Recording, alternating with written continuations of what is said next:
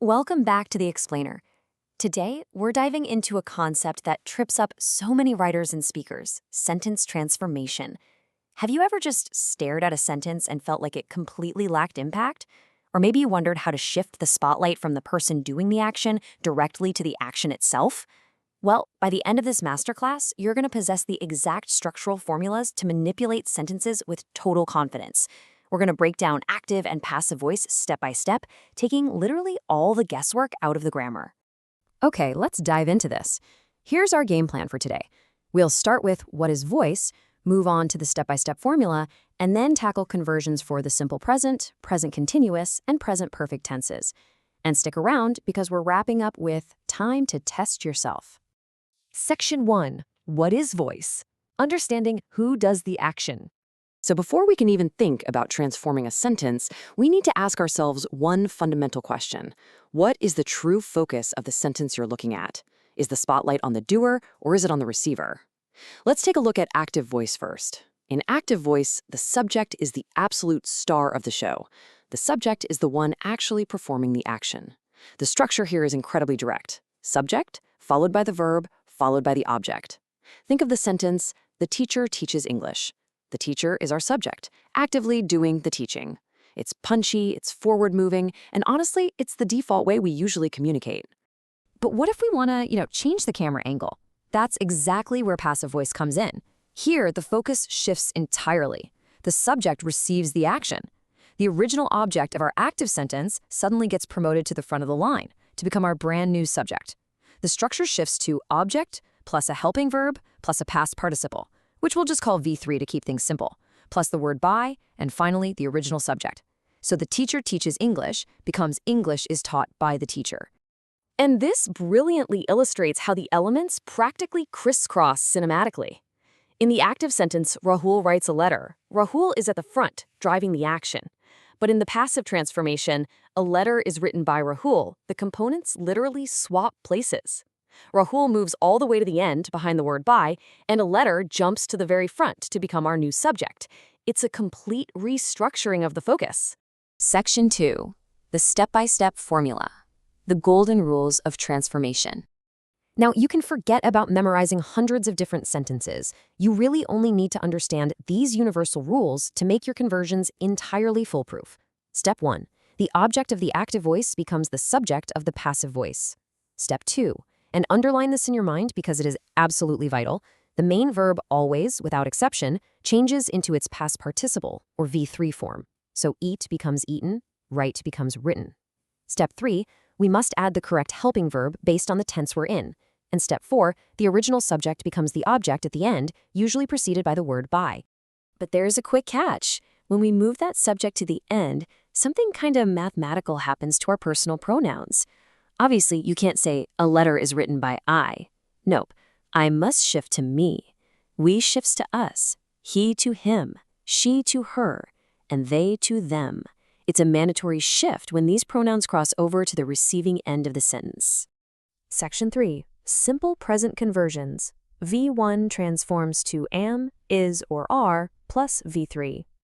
Let's move to the next level and see how this builds by applying our new golden formula to the most basic tense, the simple present. Take the active sentence, the dog chases the cat. Following our rules, the cat comes to the front. Now, look at our V1 verb, chases.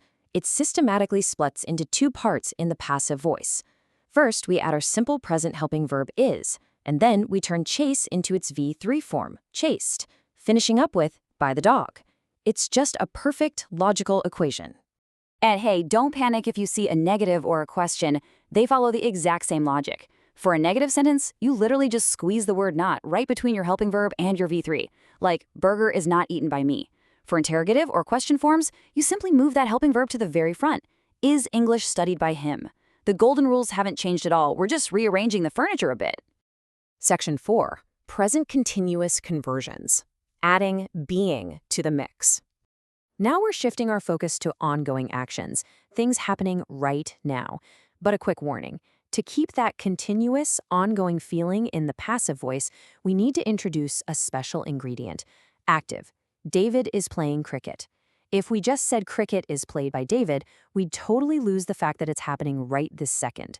So the crucial point is, to maintain that present continuous tense, we must insert the word being right between our helping verb is and our V3 past participle, played.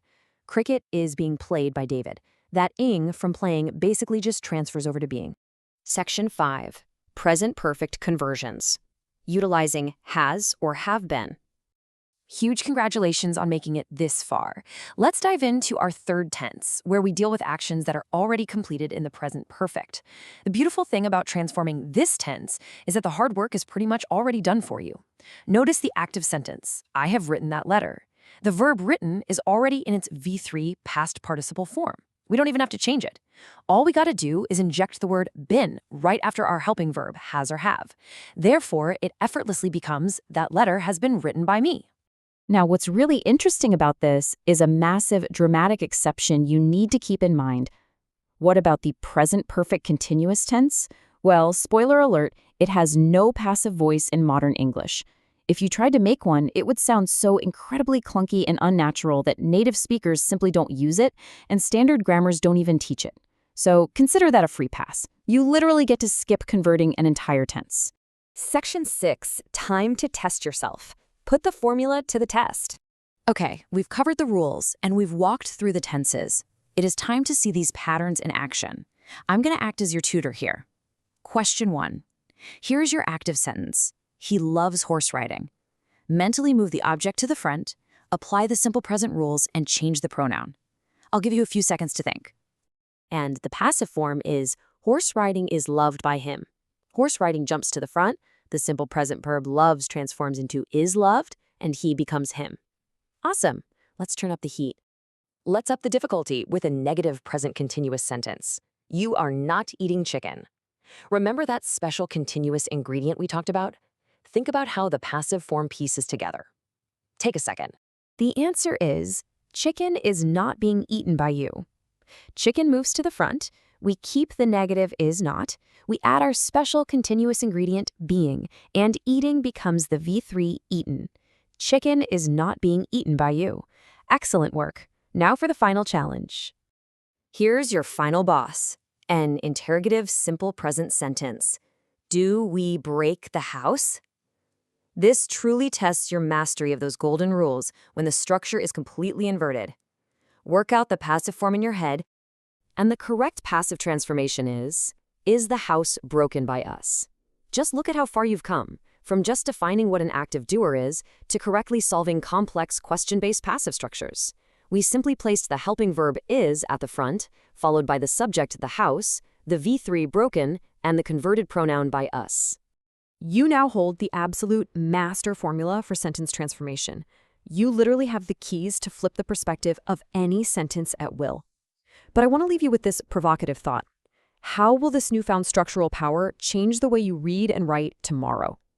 Now that you can see the matrix of these sentences, I encourage you to go out into the wild. Look at the news articles you read, the emails you write, and actively spot who's using active voice to take charge and who is using passive voice to purposefully shift the focus. It will completely change how you absorb information. Thank you so much for joining me in this explainer. Keep spotting those patterns and stay curious.